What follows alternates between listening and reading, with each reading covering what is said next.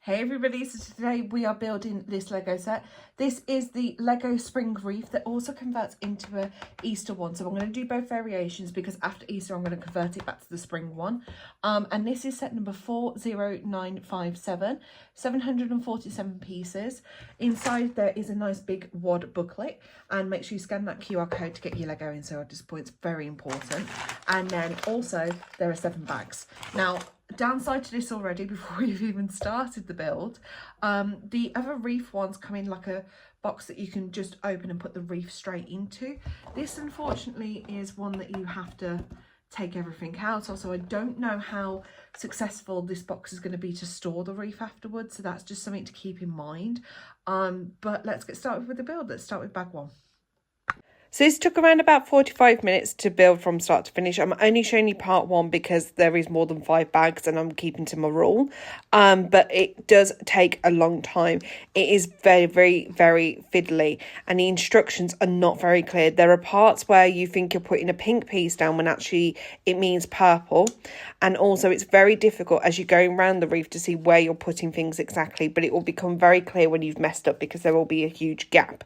So as you can see, I am starting to build bag number 1, and as we're going through it you will see how each stage comes through. So I'll show you what each stage looks like after you've built it, but this is the basically the beginning bit. It is very smaller than what I was expecting, but I'm still not impressed with the fact of the storage with the box. So this is everything in bag number 1. So we've built the entire base wreath and most of the foliage on the first piece, which is where the hook is. And that is the first one. Let's move on to bag 2. Okay, so this is bag number 2. So as you can see, we started to build the foliage from the centre round. Not all of it is slightly different, so that means there's no like repetitiveness, which is really nice. But let's move on to the next bag.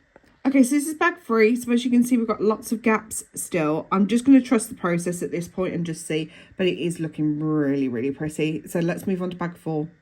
So this is now all the bags from 1 to 4 done. So bag 5 I think is going to finish this one off, and then I think bag 6 is going to be the spring attachments and bag 7 is going to be the bunny attachments. But let's get started.